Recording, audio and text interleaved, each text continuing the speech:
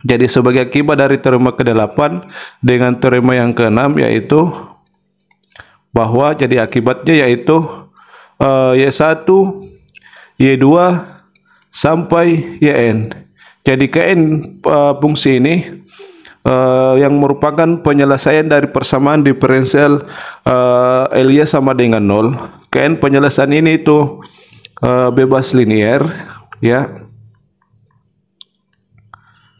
Dia akan bebas linier pada interval I, ya, jika dan hanya jika, ya, jika dan hanya jika terdapat X0 elemen I sehingga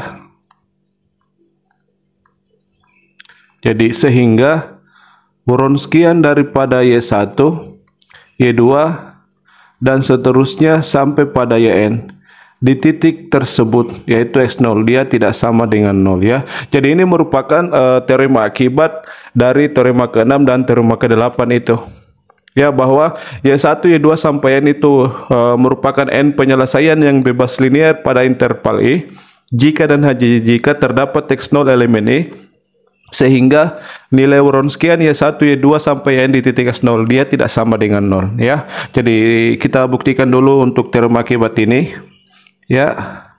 Jadi karena pernyataannya itu dia dia berbentuk jika dan hanya jika berimplikasi, berarti kita buktikan dari dua arah. Pertama dari arah kiri ke kanan, ya, ke kanan, dan sebaliknya dari arah kanan ke kiri. Jadi misalkan pertama kita buktikan dari kiri ke kanan, berarti ini yang diketahui, ya. Jadi yang diketahui adalah Y1, Y2 sampai Yn itu merupakan N penyelesaian yang bebas linier pada interval I. Jadi ini yang diketahui, yang akan dibuktikan bahwa terdapat X0 elemen I sehingga Wronskian Y1, Y2 sampai N di titik X0 dia tidak sama dengan 0, ya. Jadi ini akan dibuktikan. Nah, selanjutnya dari hipotesis ini kita gunakan teorema ke-6. Jadi pertama kita gunakan terlebih dahulu teorema ke-6 bahwa jika Y1, Y2 sampai Yn itu merupakan N penyelesaian yang bebas linear pada interval I, berdasarkan teorema yang ke-6 maka nilai Wronskian Y1, Y2 dan seterusnya sampai N di titik X itu dia tidak sama dengan 0 untuk setiap X elemen I. Itu berdasarkan teorema yang ke-6, ya.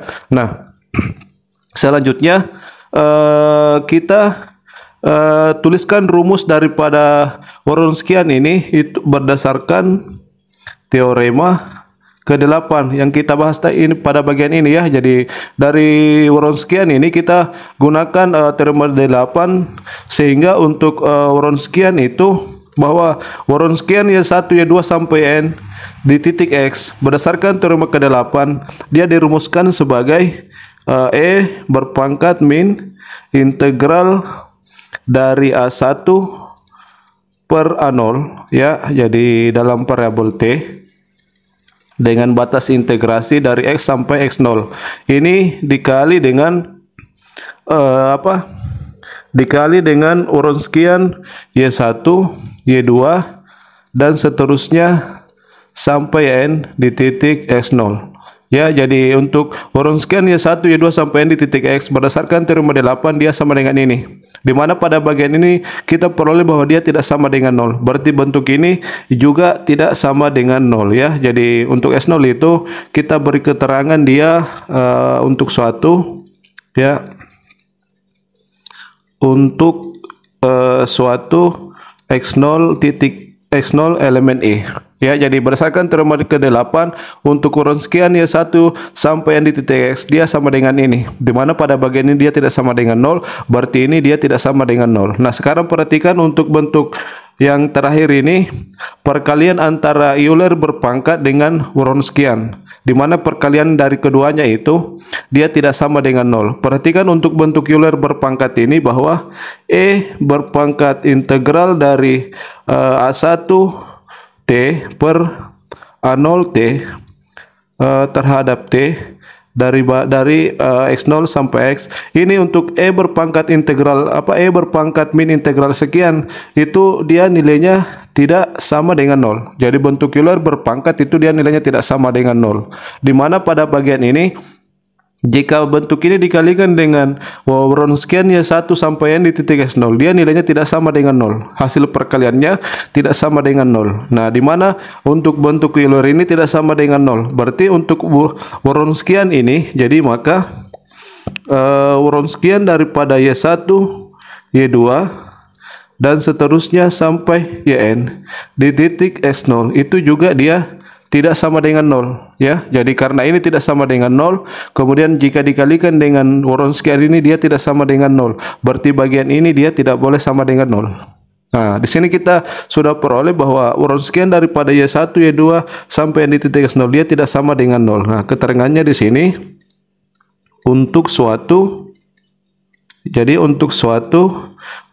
titik x0 elemen daripada I. Jadi kita sudah buktikan bahwa ketika dia bebas linear, maka Wronskian y1 sampai n di titik x0 dia tidak sama dengan 0 untuk suatu x0 elemen I. Jadi itu sama saja bagian ini kita katakan bahwa terdapat x0 elemen I, sehingga nilai Wronskian y1 sampai n di titik x0 di titik tersebut dia tidak sama dengan 0 ya. Jadi ini untuk pembuktian dari kiri ke kanan. Nah, sebaliknya, jadi pembuktian sebaliknya lagi ya, dari kanan ke kiri, berarti ini yang diketahui. Jadi sebaliknya kita buktikan lagi untuk sebaliknya ya. Jadi untuk sebaliknya itu bagian ini lagi yang diketahui, bahwa terdapat x0 elemen I, sehingga jadi terdapat x0 elemen I sehingga Wronskian y1, y2 dan seterusnya sampai yn di titik tersebut yaitu x0 dia tidak sama dengan 0. Jadi kita buktikan dari arah sebaliknya. Nah, selanjutnya akan dibuktikan bahwa y1, y2 sampai yn itu bebas linear ya. Nah, dari hipotesis ini pertama kita gunakan terlebih dahulu teorema ke-8.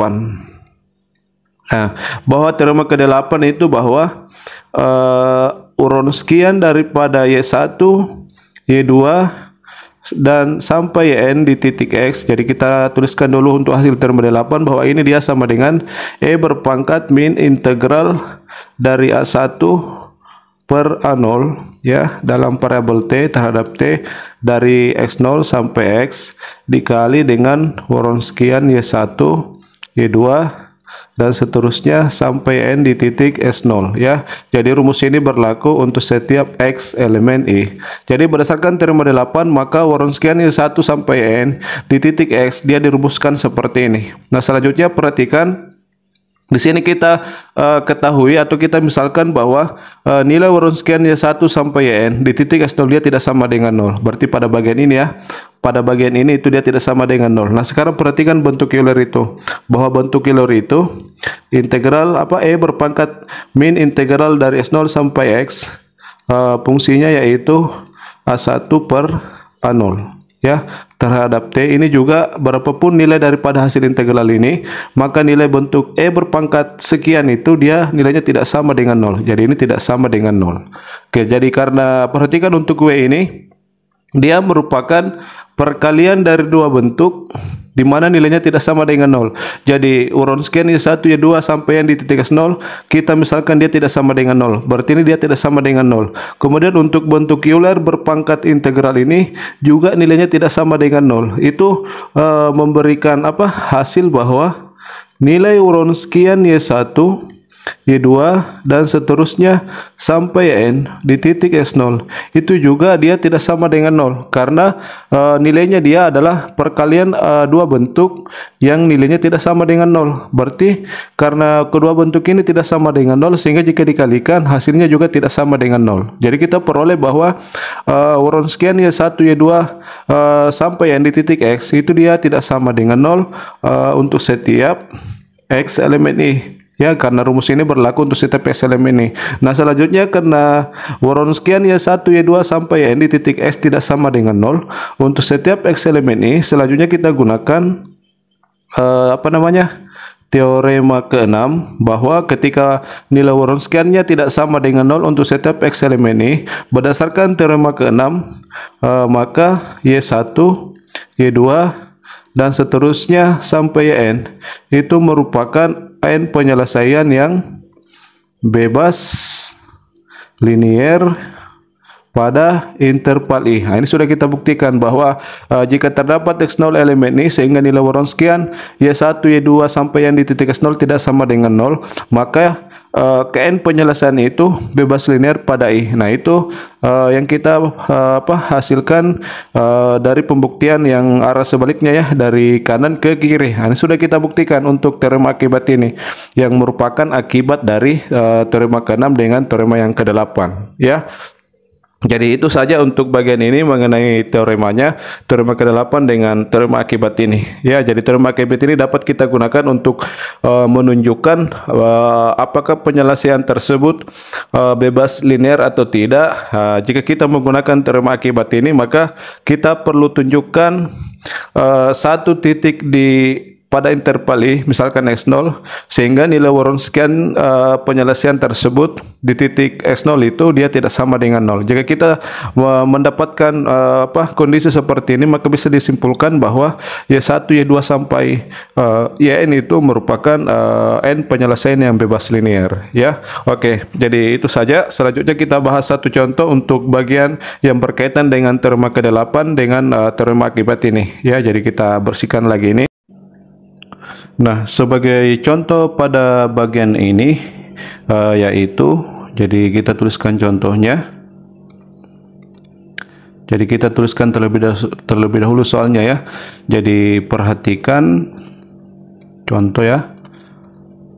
Perhatikan persamaan diferensial berikut. Oke, jadi perhatikan persamaan diferensial berikut, yaitu X pangkat 3 dikali turunan ketiga Y kemudian ditambah dengan 2X kuadrat dikali dengan turunan kedua Y, ini sama dengan 0 ya, untuk X yang lebih besar daripada 0. Jadi persamaan diferensialnya itu merupakan persamaan diferensial linear homogen orde 3 koefisien variabel ya. Nah, permintaan dalam soal yaitu bagian A, carilah 3 penyelesaian bebas linear. Jadi carilah 3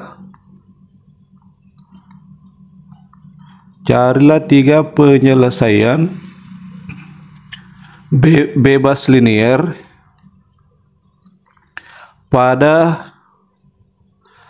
interval. Jadi di sini X-nya lebih besar daripada 0. Berarti interval yang dimaksud adalah pada interval 0 sampai tahingga ya. Jadi ini untuk bagian A. Carilah 3 penyelesaian bebas linear pada interval 0 sampai tahingga. Nah, untuk menentukan ketiga penyelesaian itu di sini kita diberikan petunjuk. Jadi sebagai petunjuk untuk bagian A, petunjuk gunakan atau langsung saja sebagai petunjuk, yaitu kita misalkan bahwa X itu dia sama dengan E pangkat T. Oke, ini petunjuknya ya, bahwa untuk menentukan 3 penyelesaian bebas linear tersebut, pertama kita misalkan X sama dengan E pangkat T ya. Jadi ini untuk bagian A. Nah, selanjutnya untuk bagian B, tuliskan penyelesaian umum ya. Jadi tuliskan penyelesaian umum dari persamaan diferensial di atas. Oke.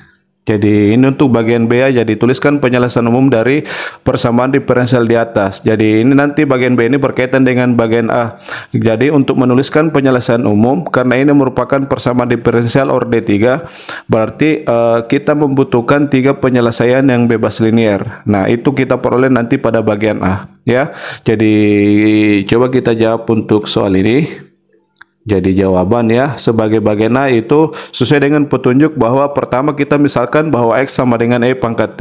Jadi dari pemisalan ini itu artinya bahwa persamaan diferensial ini dalam variabel X, dalam variabel bebas X itu kita ubah dia dalam variabel bebas T. Dari pemisalan ini maka nanti itu dalam variabel X ini itu kita ubah dia dalam bentuk apa, dalam bentuk persamaan diferensial dengan variabel bebas yaitu variabel T ya. Jadi kita ubah variabelnya dari variabel X dengan menjadi variabel bebas T dengan pemisalan seperti ini. Jadi kita misalkan dulu sesuai dengan petunjuk bahwa misalkan bahwa X itu dia sama dengan E pangkat T. Nah, dari hubungan ini bahwa X sama dengan E pangkat T, berarti kita bisa rumuskan bahwa maka T itu dia sama dengan ln X ya, sesuai dengan sifat eksponen dengan logaritma natural atau ln, bahwa jika untuk X sama dengan E pangkat T maka itu artinya bahwa T sama dengan ln X. Nah, selanjutnya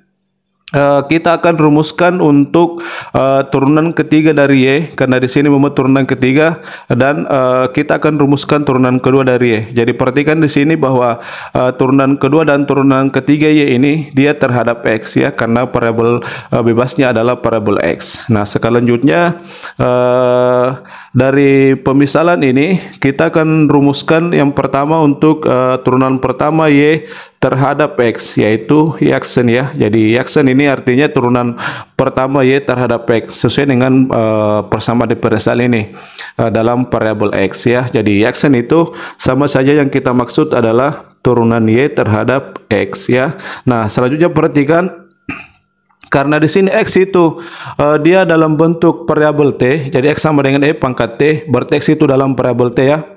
Berarti untuk turunan Y terhadap X itu dia sama dengan, jadi kita gunakan rumus aturan rantai bahwa turunan Y terhadap X di mana X itu dia merupakan bentuk dalam variabel T, maka dy dx atau turunan Y terhadap X sesuai dengan aturan rantai maka dia bisa ditulis dalam bentuk pertama kita turunkan Y terhadap T, kemudian dikali dengan turunan T terhadap X ya. Jadi kita gunakan rumus aturan rantai karena X-nya di sini merupakan bentuk atau fungsi dalam variabel T. Berarti agar ini kita bisa tentukan turunannya terhadap X, maka kita gunakan rumus aturan rantai. Pertama Y kita turunkan terhadap T, lalu dikali turunan T terhadap X ya. Jadi ini rumus untuk aturan rantainya. Nah, selanjutnya perhatikan di sini kita memiliki bentuk turunan T terhadap X. Nah, di sini T-nya dia sama dengan ln X.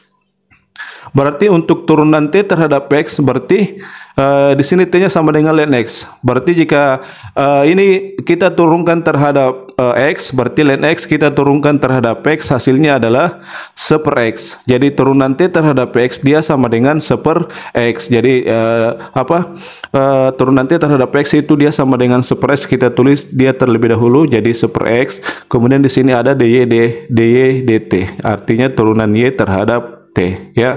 Jadi kita memperoleh rumus bahwa Y aksen itu sebagai turunan pertama Y terhadap X dia sama dengan 1/X dikali turunan pertama Y terhadap T. Jadi di sini kita tidak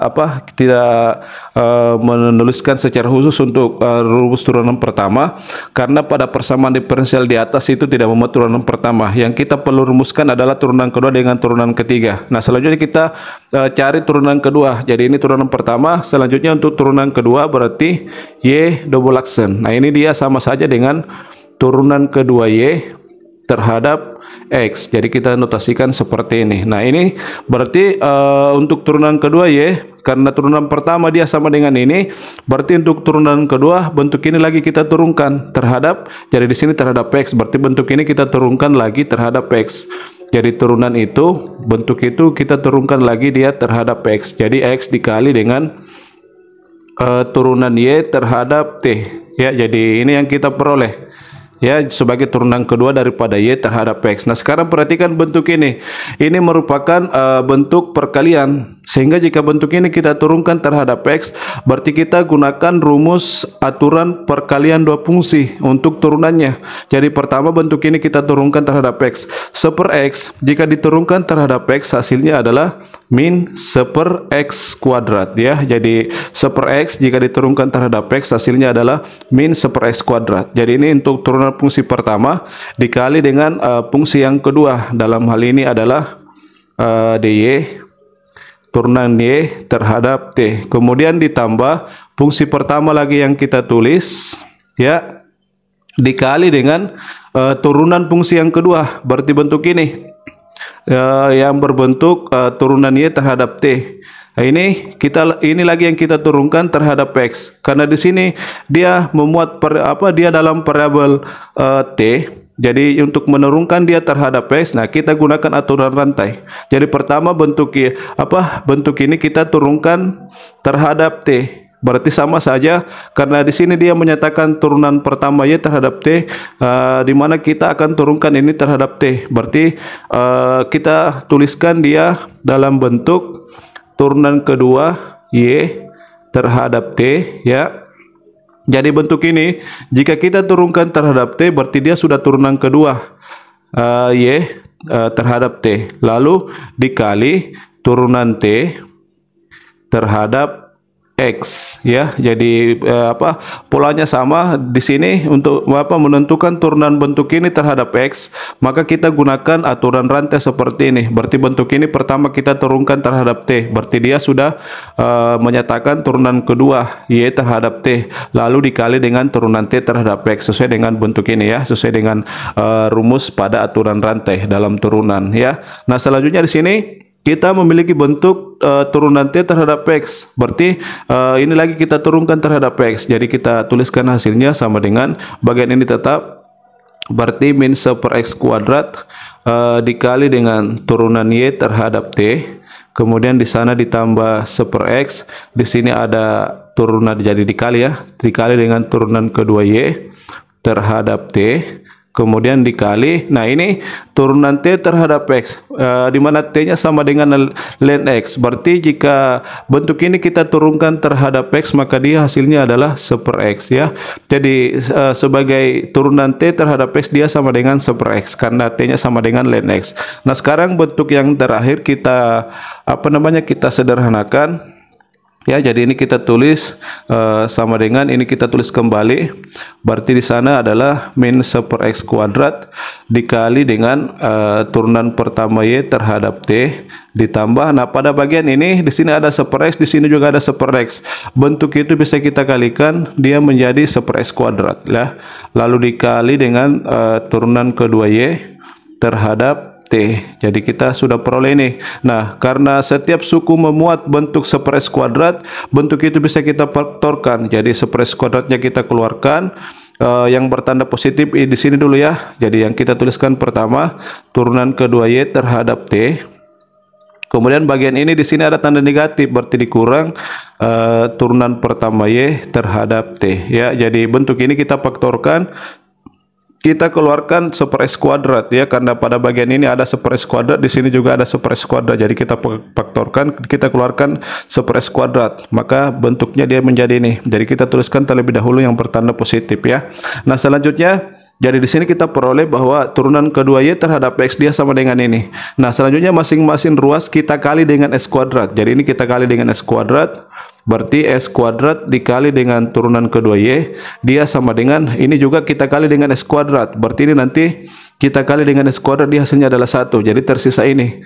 Berarti ini sama dengan turunan kedua Y terhadap T dikurang dengan turunan pertama Y terhadap T. Jadi kita peroleh bahwa X kuadrat dikali turunan kedua Y terhadap X, dia sama dengan turunan kedua Y terhadap T dikurang dengan turunan pertama Y terhadap T. Nah, selanjutnya untuk hasil yang terakhir itu Untuk bagian ruas kanan, jika kita tuliskan bentuk ini dalam notasi operator diferensial D, berarti jadi mengenai operator diferensial D kita sudah bahas ya pada bagian-bagian sebelumnya. Jadi untuk turunan kedua, jadi kita tuliskan dulu ruas kiri. Jadi S kuadrat dikali dengan turunan kedua Y terhadap X, dia sama dengan ini. Jika kita tuliskan dalam notasi operator D, maka turunan kedua Y terhadap T itu bisa ditulis menjadi D pangkat 2 Y. Ya, jadi ini menyatakan turunan kedua Y terhadap T. Ya, jadi simbol ini perhatikan bahwa simbol ini menyatakan turunan kedua Y terhadap T sebagai pengganti dari ini. Lalu di sana dikurang. Nah, untuk turunan pertama Y terhadap T kita tuliskan dia DY. Artinya D-nya pangkat 1 ya, berarti menyatakan turunan pertama Y terhadap T. Jadi ingat di sini bahwa simbol D ini sebagai operator diferensial itu menyatakan turunan Y terhadap variabel T ya. Nah, selanjutnya bentuk ini bisa kita urai menjadi, jadi sesuai dengan sifat operator diferensial, bagian ini bisa kita tulis menjadi D kuadrat dikurang D, Y-nya kita tulis pada bagian luar ya. Jadi mirip dengan apa, Y-nya kita faktorkan seperti ini. Jadi itu berlaku untuk operator D seperti ini. Nah, selanjutnya kita tuliskan lagi S kuadrat dikali dengan turunan kedua Y, dia sama dengan, nah sesuai dengan sifat aljabar dari operator diferensial seperti ini, D kuadrat dikurang D itu bisa kita tulis dalam bentuk pemfaktoran. Jadi di sini kita keluarkan D-nya, berarti dia dalam bentuk D dikali D dikurang 1 ya. Jadi ini kita faktorkan menjadi D dikali D dikurang 1. Di sana ada Y ya. Nah, di sini kita sudah memperoleh rumus untuk bentuk ini. X kuadrat dikali dengan turunan kedua Y itu dia sama dengan ini. Jadi ingat bahwa D-nya di sini menyatakan turunan dalam variabel T ya. Jadi kita peroleh ini. Nah, selanjutnya kita akan rumuskan untuk bentuk turunan ketiga. Jadi ini untuk yang memuat turunan kedua dikalikan dengan S kuadrat. Nah, selanjutnya dengan cara yang sama. Jadi kita langkahi saja pada bagian itu ya. Jadi dengan cara yang sama, dengan cara yang sama seperti yang sehingga kita memperoleh bentuk ini, maka kita peroleh bahwa untuk X pangkat 3 dikalikan dengan turunan ketiga Y, dia sama dengan D dikali D dikurang 1 dikali D dikurang 2 ini dikali Y. Ya, jadi dengan cara yang sama seperti ini sehingga kita memperoleh bentuk ini, maka kita peroleh untuk turunan ketiga Y terhadap X jika dikalikan dengan X pangkat 3, maka dia bentuknya sama dengan ini. Jadi bagi teman-teman yang ingin menjabarkan sehingga kita peroleh ini, silakan caranya serupa pada bagian yang ini. Ya, jadi sehingga kita memperoleh bentuk yang seperti ini. Nah, selanjutnya dari kedua bentuk ini itulah yang kita substitusi pada persamaan diferensial yang diberikan ya. Jadi jadi ingat dalam persamaan diferensialnya tadi untuk turunan ketiga dia dikalikan dengan X pangkat 3, turunan kedua dikalikan dengan X kuadrat, di sini ada 2. Jadi X kuadrat dikali dengan turunan kedua itu digantikan dengan sesuai dengan rumus yang kita peroleh ini. Jadi kita tuliskan bentuknya ya sesuai dengan kedua rumus yang kita peroleh ini. Maka pada persamaan diferensial tersebut ini ya, suku yang pertama X pangkat 3 dikali dengan turunan ketiga Y, berarti dia sama dengan ini. Jadi ini yang kita tulis. Maka D dikali D dikurang 1 dikali D dikurang 2, lalu di sini Y, lalu ditambah suku kedua yang membuat turunan kedua dia adalah 2X kuadrat dikali turunan kedua Y terhadap X, berarti 2X kuadrat dikali turunan kedua Y, berarti ini dia sama dengan ini, berarti 2 dikali D dikurang 1 baru Y, ini sama dengan 0. Nah, ini yang kita persamaan diferensial ini itu sudah dalam variabel T. Ya, jadi di sini tuh sudah kita ubah dari variabel X menjadi variabel T. Jadi ingat bahwa D itu menyatakan turunan Y terhadap variabel T. Ya, nah selanjutnya ini bentuk ini bisa kita tulis, Y-nya ini bisa kita faktorkan ya. Jadi dalam kurung siku bagian ini kita tulis D dikali D dikurang 1 dikali D dikurang 2, kemudian suku berikutnya di sana ada 2D dikali D dikurang 1, kemudian Y-nya kita tulis pada bagian luar. Nah, perhatikan persamaan diferensial yang terakhir ini, itu di sini kita tidak melihat variabel T pada bagian dalam kurung siku ini. Artinya ini merupakan persamaan diferensial linear ya, homogen. Itu merupakan persamaan diferensial linear homogen orde. Jadi ini jika kita kalikan itu pangkat D yang tertinggi adalah pangkat 3, berarti dia orde 3 ya. Koefisien, jadi itu merupakan persamaan diferensial linear homogen orde 3, koefisien konstan ya. Jadi yang kita peroleh itu adalah persamaan diferensial linear homogen orde 3, koefisien konstan. Sehingga untuk menentukan penyelesaian dari persamaan diferensial ini itu pertama-tama kita tuliskan terlebih dahulu persamaan karakteristiknya ya. Jadi sebagai bentuk persamaan karakteristik dari persamaan diferensial koefisien konstan ini, kita bisa menuliskan secara langsung ya bahwa PK atau persamaan karakteristiknya yaitu, jadi kita tuliskan langsung bahwa persamaan karakteristik dari persamaan diferensial itu dia adalah, jadi pada bentuk ini itu semua D-nya kita ganti dengan M ya, sebagai bentuk dari polinomial karakteristiknya. Jadi semua D pada bentuk ini itu kita ganti dengan M, berarti pada bagian ini kita peroleh dia adalah M, kemudian di sana D dikurang 1 berarti dia M kurang 1, kemudian di sana D dikurang 2 berarti M dikurang 2, lalu ditambah dengan pada bagian ini juga D nya kita ganti M, berarti dia adalah 2M dikali dengan M dikurang 1. Nah ini sama dengan 0. Jadi ini persamaan karakteristik dari persamaan diferensial ini yang merupakan persamaan diferensial linear homogen orde 3 koefisien konstan ya. Jadi selanjutnya kita akan menentukan akar-akar dari persamaan karakteristik ini.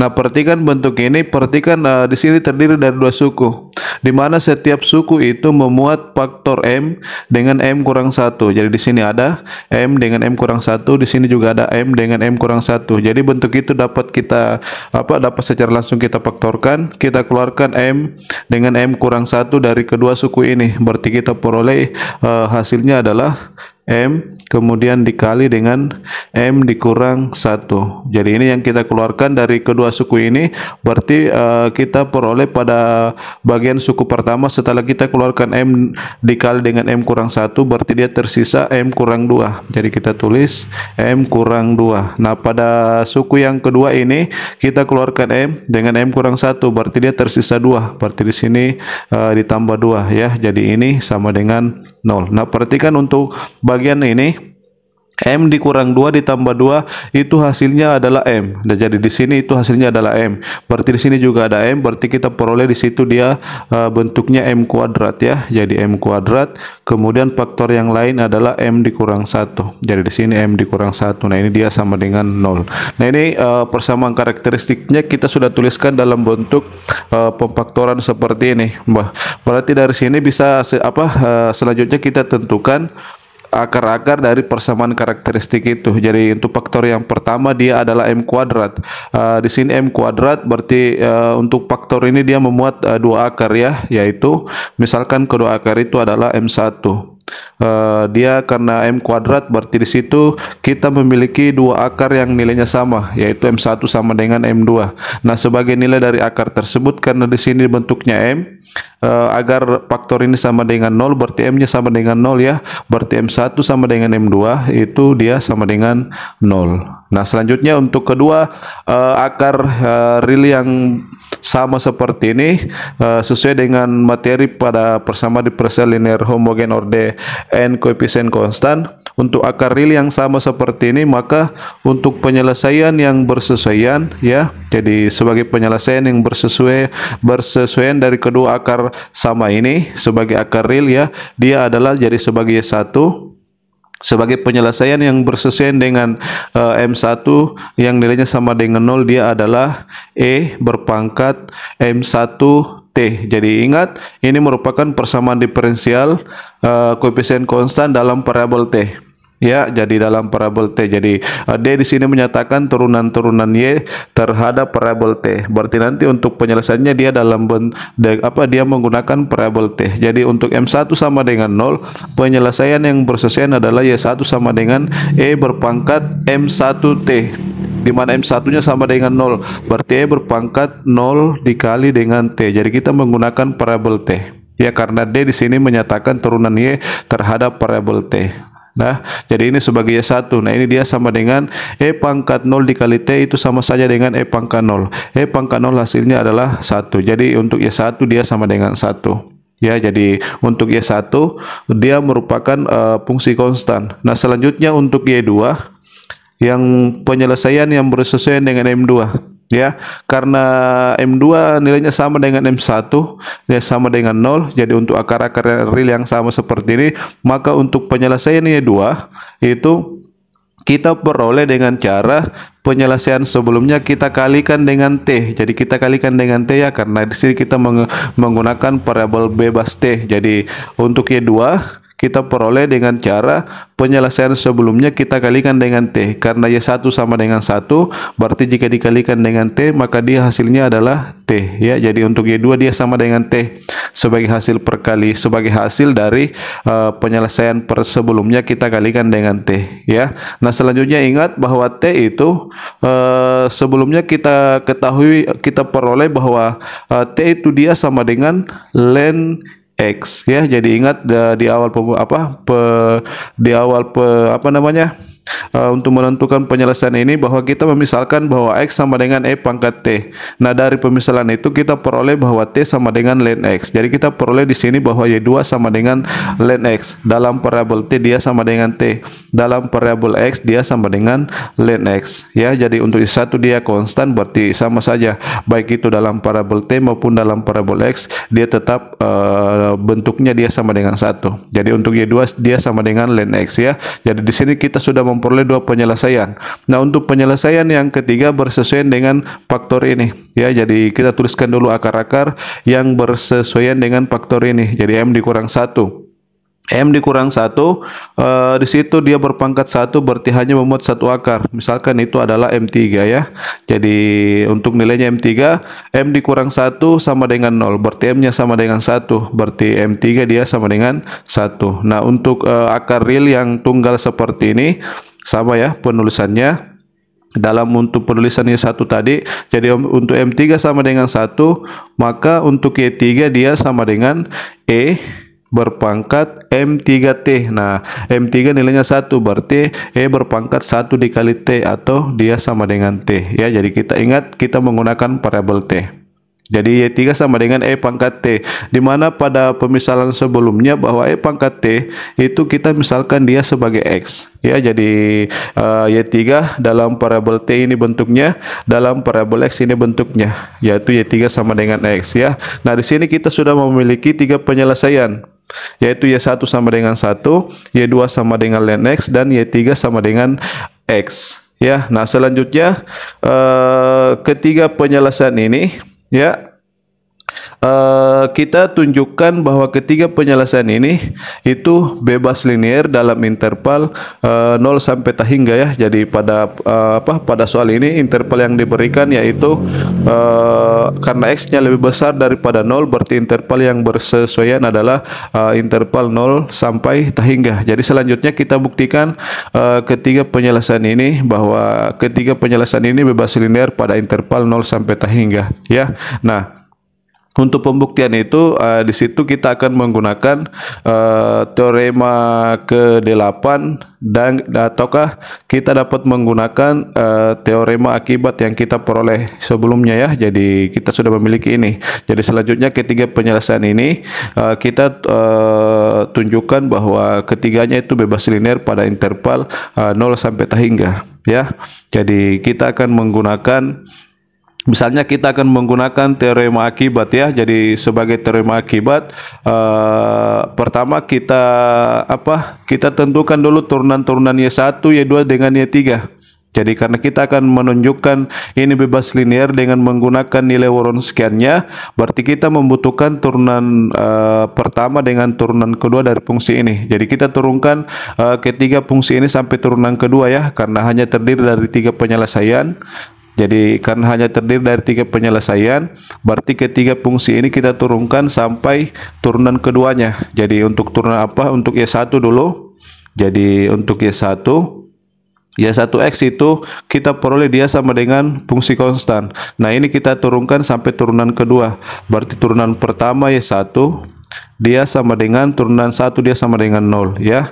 Kemudian turunan kedua Y1 di titik X dia tetap sama dengan 0 ya. Jadi ini untuk Y1 beserta turunan-turunannya. Jadi kita turunkan sampai turunan kedua jika kita memiliki 3 penyelesaian ya, untuk menentukan Wronskiannya nanti. Nah sekarang untuk Y2, jadi kita tuliskan dalam parabola X, berarti Y2 dia sama dengan ln X. Nah sekarang kita tentukan turunan pertama dulu. Jadi turunan pertama Y2 sama dengan ln X, turunannya adalah 1/X. Kemudian turunan keduanya, jadi turunan kedua Y2 sama dengan 1/X, itu jika diturunkan hasilnya adalah min 1/X kuadrat ya. Jadi ini Y2, turunan pertama Y2 dan turunan kedua Y2. Selanjutnya untuk Y3, jadi kita tuliskan untuk Y3X dia kita peroleh dia sama dengan X. Nah ini juga kita turunkan sampai pada turunan kedua. Jadi turunan pertama Y3 dia sama dengan X, turunannya adalah 1. Kemudian kita turunkan lagi sebagai turunan kedua dari Y3, dia sama dengan 1, turunannya sama dengan 0 ya. Jadi ingat, jika kita ingin menunjukkan atau jika kita ingin menentukan Wronskian daripada penyelesaian dari suatu persamaan diferensial, jika kita memiliki 3 penyelesaian, maka ketiga penyelesaian itu kita turunkan sampai turunan keduanya ya. Jadi nanti terbentuk matris dalam Wronskiannya dia ordo 3 kali 3. Nah sekarang jika kita akan menunjukkan bahwa Y1 Y2 dengan Y3 bebas linear pada interval 0 sampai tak hingga dengan menggunakan teorema akibat yang kita sudah peroleh sebelumnya, berarti kita membutuhkan satu titik X0 ya. Jadi ingat di sini X0 itu kita pilih dalam interval 0 sampai tak hingga. Jadi misalkan yang kita pilih jadi X0-nya itu kita pilih secara sembarang ya, dalam interval 0 sampai tak hingga. Untuk memudahkan perhitungan, misalnya kita pilih X0-nya dia sama dengan 1. Jadi 1 ini merupakan elemen dalam interval 0 sampai tak hingga ya, karena ini menyatakan himpunan semua bilangan positif ya. Jadi kita ambil misalkan S0-nya sama dengan 1. Nah selanjutnya untuk S0-nya sama dengan 1, kita tentukan nilai Wronskian Y1, Y2 dengan Y3 di titik S0 sama dengan 1. Jadi di sini S0-nya kita gunakan 1 ya. Jadi 1. Jadi ini sama dengan, nah sekarang untuk bentuknya dia adalah untuk kolom pertama bersesuaian dengan Y1 beserta turunannya, karena semuanya itu dia nilainya konstan, maka bentuk ini yang kita nilai ini yang kita tulis pada kolom pertama. Jadi 1 0 0. Kemudian untuk kolom yang kedua bersesuaian dengan Y2 beserta turunannya, di mana pada bagian ini itu X0-nya adalah 1. Jadi pada bagian ini semua X-nya kita ganti dengan 1. Ya, jadi di sini kita ganti 1, berarti ln 1 hasilnya adalah 0. Ingat, ln 1 sama dengan 0. Kemudian 1/X berarti X-nya kita ganti 1, berarti 1/1 juga hasilnya dia sama dengan 1. Kemudian di sini min 1/X kuadrat. X-nya kita ganti dengan 1 sesuai dengan nilai S0 ya. Jadi di sini 1/1 kuadrat berarti hasilnya adalah 1. Di situ ada negatifnya, berarti di sini min 1 ya. Jadi ini untuk kolom kedua. Nah kolom ketiga bersesuaian dengan Y3. Di sini hanya di sini yang terdapat variabel X, di sini kita ganti dengan 1, berarti dia hasilnya adalah 1. Untuk bagian ini itu karena dia konstan, maka nilai itu kembali yang kita tulis ya. Jadi ini untuk bentuk determinannya sebagai Wronskian Y1, Y2, Y3 di titik S0 sama dengan 1. Dia bentuknya seperti ini. Nah, sekarang perhatikan bentuk itu, karena ini merupakan determinan matriks 3x3 ya. Di mana kita memiliki untuk kolom pertama ini, perhatikan dia intrinya 1 0 0. Berarti ini bisa kita tentukan apa namanya? Dengan sederhana kita dapat menentukan nilai determinan ini dengan menggunakan ekspansi kofaktor berdasarkan kolom pertama ini, karena memuat entry yang banyak nilai angka nolnya ini. Jadi kita hitung determinan ini berdasarkan ekspansi kofaktor berdasarkan kolom pertama ini. Jadi pada kolom pertama ini entry pada baris pertama adalah 1. Jadi 1 ya dikali dengan determinan matriks setelah baris dan kolom yang memuat 1 ini kita coret. Jadi dia pada baris pertama, berarti baris pertama kita coret, dia pada kolom pertama, berarti kolom pertama kita coret. Berarti matriks yang tersisa adalah ini 1 1 min 1 0. Berarti kita tulis itu. Berarti 1 kemudian 1, baris keduanya adalah min 1 dengan 0 ya. Jadi karena di sini entry-nya 1, sebenarnya kita tulis di sini, tapi karena 1 berarti boleh kita tidak tulis ya. Selanjutnya dikurang entry yang berikutnya ya. Jadi pada kolom pertama saja yang kita gunakan, entry berikutnya 0. Berarti nanti hasilnya pada bagian itu dia 0. Kemudian ditambah di sini juga 0. Berarti pada entry berikutnya juga dia 0. Jadi untuk ekspansi kofaktor berdasarkan kolom pertama ini, maka yang tersisa hanya ini saja, karena di sini dia adalah 1, berarti dia akan memberikan nilai seperti ini, bentuk yang seperti ini. Untuk entry yang lain itu karena 0, maka hasilnya nanti dia 0 ya. Jadi ini saja yang kita peroleh, maka dia sama dengan, nah untuk matriks 2x2 seperti ini determinannya entry pada diagonal utama kita kalikan pertama ya. Jadi 1 dikali 0 hasilnya adalah 0, kemudian dikurang dengan hasil kali entry pada diagonal yang lain ini, min 1 dikali 1 hasilnya adalah min 1. Berarti 0 dikurang min 1 dia sama dengan 1. Nah, di sini kita peroleh bahwa Wronskian dari Y1, Y2, Y3 di titik S0 sama dengan 1, kita peroleh dia sama dengan 1, di mana 1 itu tidak sama dengan 0. Nah, berdasarkan teorema akibat ya. Jadi berdasarkan teorema akibat yang kita peroleh ya di bagian yang terakhir sebelum contoh ini, bahwa jika nilai Wronskian Y1, Y2, Y3 di titik S0 ya dalam hal ini dia sama dengan 1, dia tidak sama dengan 0, berdasarkan teorema akibat, maka kita peroleh bahwa Y1 yang sama dengan 1, kemudian Y2 sama dengan ln X ya, dan Y3 yang sama dengan X ini adalah 3 ya. Jadi adalah 3 penyelesaian ya, adalah 3 penyelesaian yang, jadi kita buat kesimpulan berdasarkan teorema akibat yang bebas, jadi yang bebas linier pada interval yaitu 0 sampai tak hingga. Jadi kesimpulan ini berdasarkan teorema akibat. Jadi teorema akibat itu jika kita bisa menunjukkan bahwa nilai Wronskian dari ketiga penyelesaian ini di suatu titik, dalam hal ini adalah 1, dia nilainya tidak sama dengan 0, maka dengan menggunakan teorema akibat bisa kita simpulkan bahwa ketiga penyelesaian itu bebas linear pada interval yang diberikan dalam persamaan diferensialnya yaitu 0 sampai tak hingga. Nah, ini jika kita menggunakan teorema akibat. Nah, jika misalkan untuk menunjukkan bahwa Y1, Y2 dan Y3 bebas linear, untuk menunjukkan itu dengan menggunakan teorema ke-6 ya. Jadi pada teorema ke-6 itu juga berkaitan dengan bebas linear, penyelesaian yang bebas linear dengan nilai Wronskiannya. Jika kita menggunakan teorema ke-6 dengan menggunakan teorema ke-8, maka kita bisa menuliskan pertama untuk bentuk daripada Wronskiannya ya dengan menggunakan teorema yang ke-8 ya. Jadi ini sudah untuk bagiannya sudah terjawab. Jadi misalkan kita tunjukkan dia dengan menggunakan teorema yang ke-8 dengan teorema yang ke-6 ya. Jadi jadi pertama kita gunakan teorema ke-8 dulu. Berarti kita rumuskan Wronskian Y1 Y2 Y3 di titik X untuk setiap X elemen interval 0 sampai hingga. Jadi pertama tadi kita membutuhkan bentuk daripada turunan tadi kita sudah memperoleh bahwa nilai Wronskian daripada Y1 Y2 dengan Y3 di titik S0 sama dengan 1 kita peroleh sebelumnya dia sama dengan 1 ya.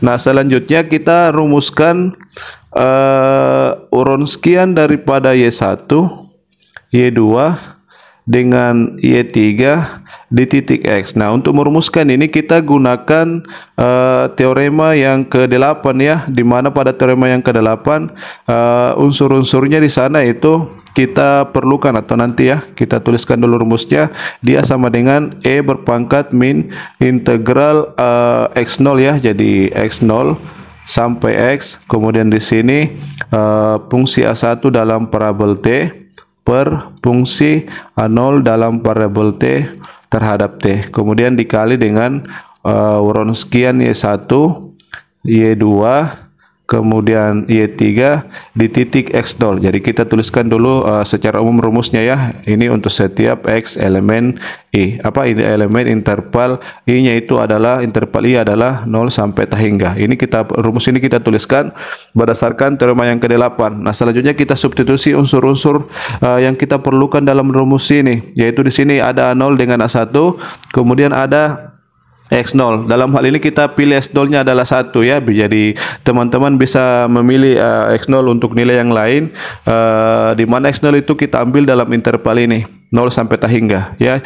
Jadi dalam hal ini kita ambil X0-nya dia adalah 1, kemudian A0 itu A0 ya dengan dalam parabol T. Ingat bahwa A0 itu merupakan koefisien daripada turunan tertinggi dari persamaan diferensial tersebut, di mana pada persamaan diferensial tersebut bahwa koefisien dari turunan tertinggi yaitu turunan ketiga adalah X pangkat 3. Nah X pangkat 3 jika kita tuliskan dalam parabol T berarti dia adalah T pangkat 3. Jadi parabol X kita langsung ganti dengan parabol T. Jadi ini sebagai bentuk daripada A0 dalam parabol T. Nah sementara untuk A1 itu merupakan koefisien daripada karena turunan tertinggi adalah turunan ketiga, maka A1 itu koefisien dari turunan kedua ya, turunan kedua. Nah, di mana dalam soal tadi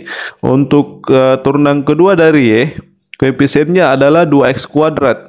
Itu untuk koefisien daripada turunan kedua dari Y yaitu 2x kuadrat. Berarti jika kita tuliskan bentuk itu dalam parabol X berarti dia adalah dalam parabol T berarti dia adalah 2t kuadrat ya. Jadi di sini T itu dalam hal ini dia sebagai parabol dummy. Artinya parabol S langsung kita ganti dengan parabol T. Jadi ini A0-nya ini sebagai fungsi A1 dalam parabol T yaitu 2t kuadrat ya.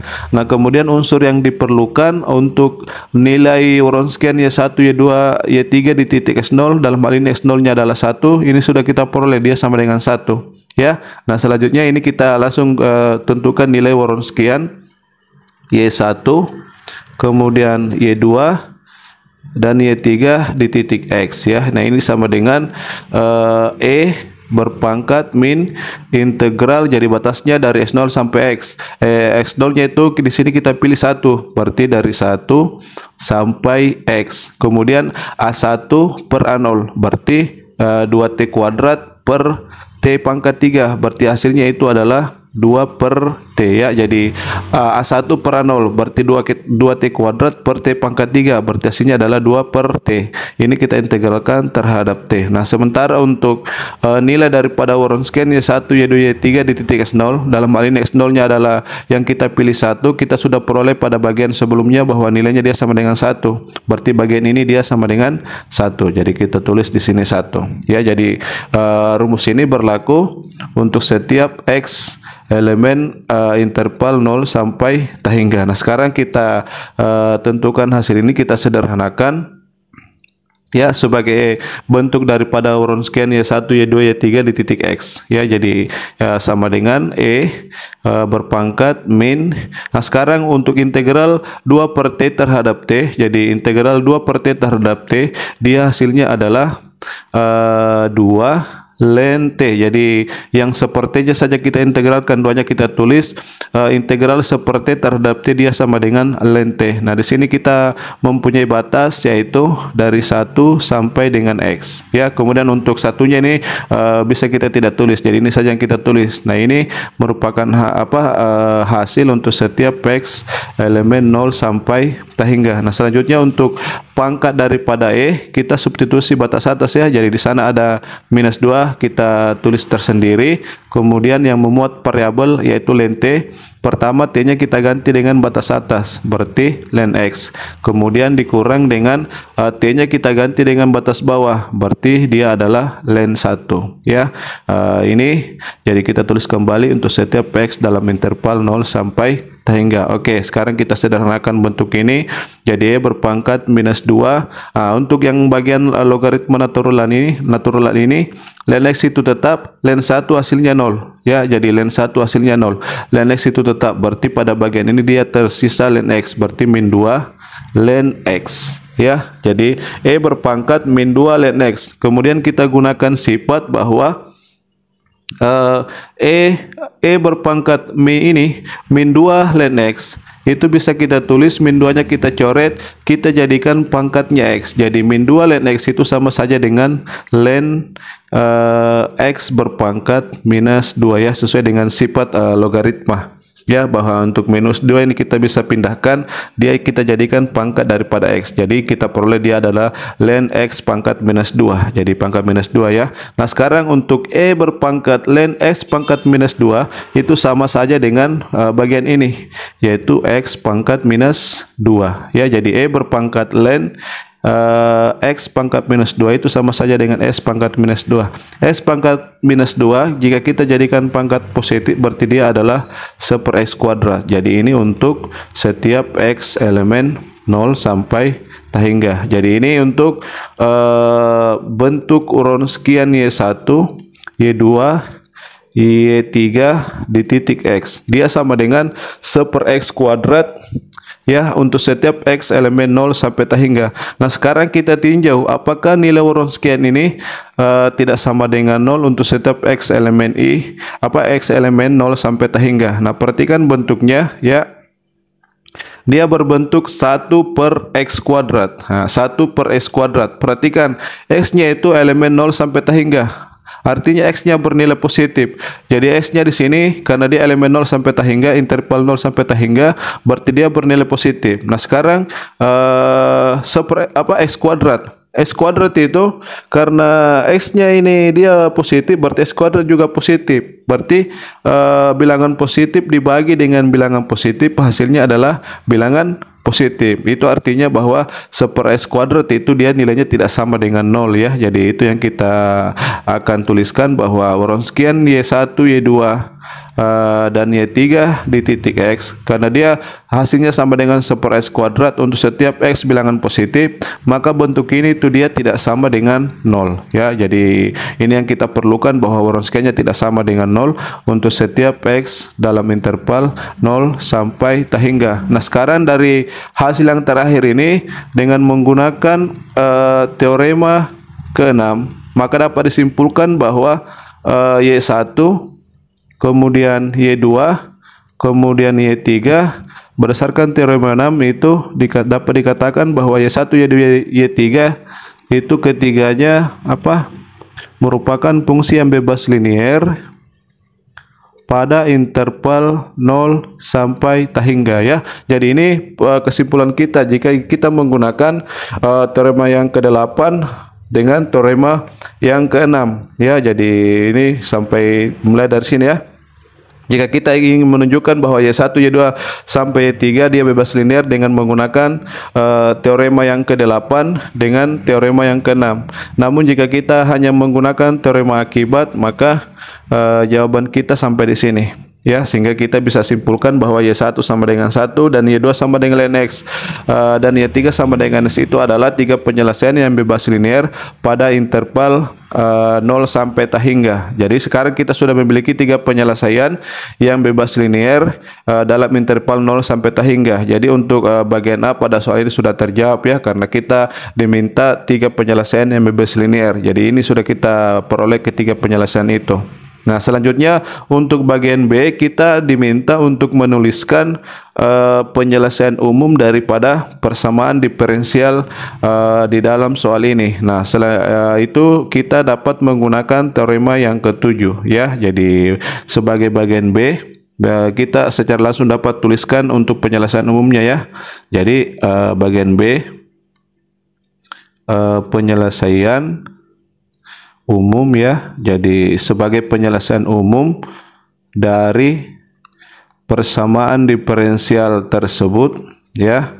Jadi titik 2 saja. Jadi sebagai penyelesaian umum daripada persamaan diferensial tersebut berdasarkan hasil dari teorema yang ke-7 bahwa untuk persamaan diferensial orde 3 maka kita membutuhkan 3 penyelesaian yang bebas linear pada interval yang bersesuaian, yaitu 0 sampai hingga, di mana untuk penyelesaian umum daripada persamaan diferensial tersebut adalah dia berbentuk kombinasi linear dari ketiga penyelesaian tersebut ya. Jadi di sini persamaan diferensialnya orde 3, berarti kita membutuhkan 3 penyelesaian yang bebas linear pada interval tersebut, sehingga nanti untuk penyelesaian umumnya berdasarkan teorema yang ke-7 bahwa dia bentuknya merupakan kombinasi linear dari ketiga penyelesaian ini.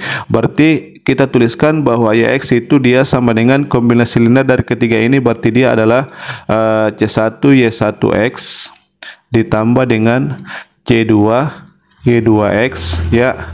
Jadi kita sertakan parabolesnya di sini C3 Y3X ya. Di mana penyelesaian umum ini itu terdefinisi atau kita definisikan dalam interval 0 sampai hingga ya. Nah, selanjutnya Y1 Y2 dengan Y3 kita substitusi sesuai dengan rumus yang kita peroleh. Y1X itu dia sama dengan 1, kemudian ditambah C2 Y2X itu dia sama dengan ln X, kemudian ditambah C3 Y3X itu dia sama dengan X ya. Ini terdefinisi untuk setiap X dalam interval 0 sampai hingga. Jadi ini merupakan bentuk penyelesaian umumnya, yaitu YX sama dengan C1 ditambah C2 ln X ditambah C3 ln X untuk setiap X elemen 0 sampai hingga. Nah, sebagai keterangan di mana C1 ya, C2 dan C3 itu merupakan konstanta real ya. Jadi merupakan konstanta real sembarang. Oke. Jadi untuk bagian B jawabannya sampai di sini ya. Jadi kita sudah menuliskan penyelesaian umum daripada persamaan diferensial tersebut. Artinya bahwa setiap penyelesaian dari persamaan diferensial tersebut itu dapat dinyatakan dalam bentuk kombinasi linear seperti ini. Itu berdasarkan hasil dari teorema yang ke-7, sehingga untuk penyelesaian umum dari persamaan diferensial itu bisa kita tuliskan dalam bentuk seperti ini ya. Jadi ini sebagai penyelesaian umumnya. Oke, itu untuk bagian B. Nah, saya rasa cukup ya untuk bagian untuk jawaban soal ini.